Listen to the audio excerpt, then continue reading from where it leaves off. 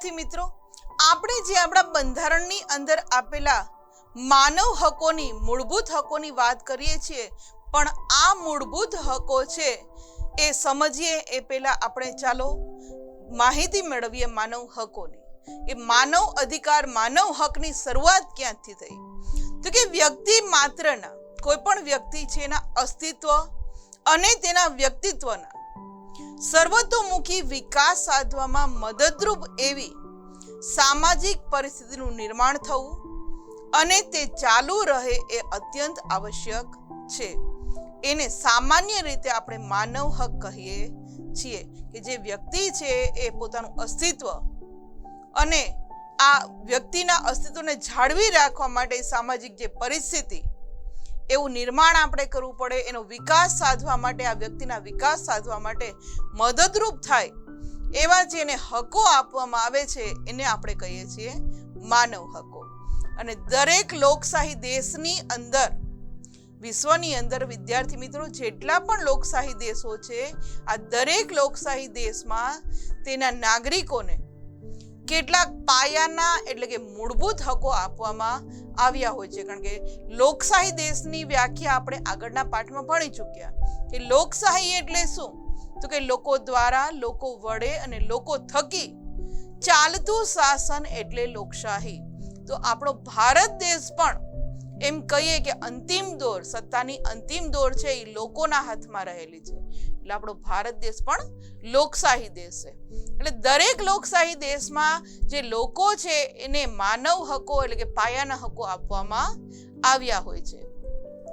એ બધા હકો જે છે, આ જે હકો એમને આપવામાં આવ્યા છે, એ હકો વ્યક્તિ કોઈ પણ જાતના ભેદભાવ વિના ભોગવી શકે એ માટે એ હકોના રક્ષણની ખાતરી આપવામાં આવી હોય છે અને સમાજ અને રાષ્ટ્ર દ્વારા તેનો સ્વીકાર કરવામાં આવ્યો હોય છે.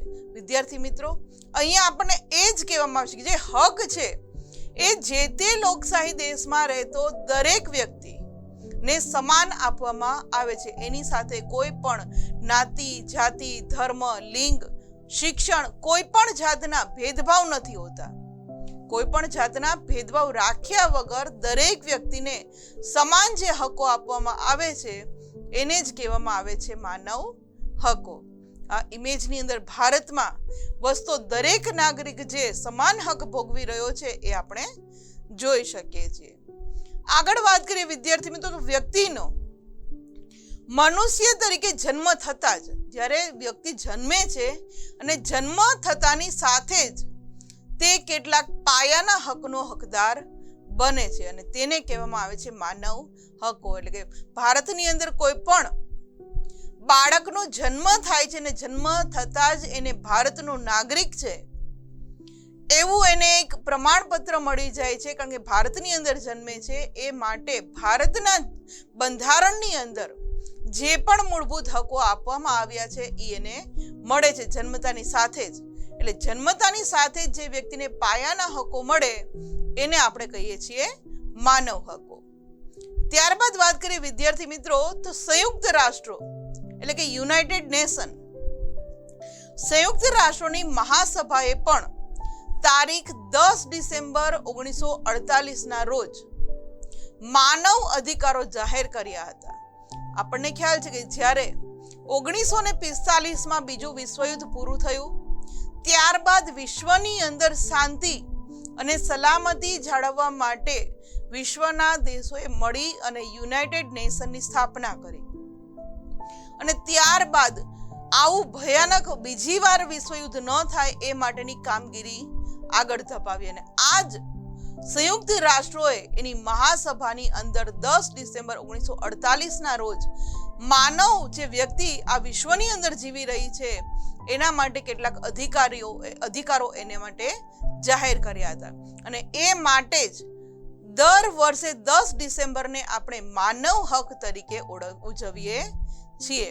અને માનવ હક છે એ વિદ્યાર્થી મિત્રો વૈશ્વિક ઘોષણાને સ્વીકૃતિ આપી ત્યારબાદ માનવ હકો પૈકી કેટલીક અત્યંત મહત્વના હકોને આપણે ત્યાં સ્વીકાર કરવામાં આવ્યો અને તેમના રક્ષણની ખાતરી આપવામાં આવી અને બંધારણ સભાએ તેને બંધારણમાં પણ ગૌરવભર્યું સ્થાન આપ્યું કે 1948 બાદ જે માનવ હકો જાહેર કરવામાં આવ્યા સંયુક્ત રાષ્ટ્રો દ્વારા અને એ માનવ હકો છે આપણે પણ સ્વીકાર્યા અને આપણા બંધારણની અંદર આપણે માનવ હકો જે છે એને મુખ્ય મૂળભૂત હકો તરીકે સ્થાન આપ્યું છે. આ ઇમેજની અંદર જે આપણે સંયુક્ત રાષ્ટ્રોની વાત કરીએ છીએ એનો લોગો પણ આપણે અહીંયા જોઈ શકીએ છીએ કે વિશ્વના કેટલા બધી દેશો એમાં સભ્ય તરીકે રહેલા છે.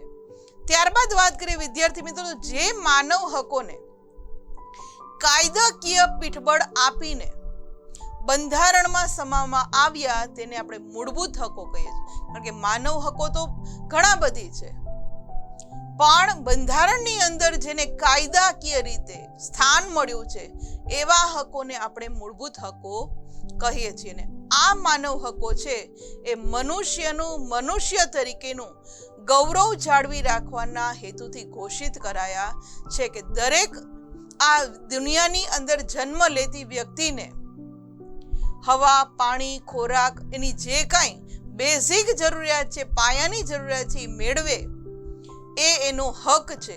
એટલે એમ કહી શકાય કે મનુષ્યનું મનુષ્ય તરીકેનું ગૌરવ જાળવી રાખવાના હેતુથી એને ઘોષિત કરાયા છે. અને મનુષ્યનું અસ્તિત્વ ટકાવી રાખવા માટે તેની ન્યૂનતમ જરૂરિયાતો, કેવી જરૂરિયાતો? તો કે આપણા માટે સૌથી પહેલા રોટી, કપડાં, મકાન, શિક્ષણ, આરોગ્ય આ આપણી ન્યૂનતમ જરૂરિયાતો છે કે દરેક માણસને આટલું તો મળવું જ જોઈએ. જો આ ન મળે તો માણસ એ પહેલાના સમયની અંદર જે આદિમાનવ રહેતો હતો એના જેવું જીવન થઈ જાય. એટલે મનુષ્યનું જો અસ્તિત્વ ટકાવી રાખવું હોય તો એની ઓછામાં ઓછી જરૂરિયાત છે રોટી, કપડાં, મકાન ને શિક્ષણ અને આરોગ્ય એનું જળવાઈ રહે એવું વાતાવરણ. તેને ગૌરવપૂર્વક અને સન્માનજનક સ્થિતિમાં પ્રાપ્ત થઈ શકે કે ને આ વસ્તુ છે, આટલી જરૂરિયાતો તો એને મળવી જ જોઈએ.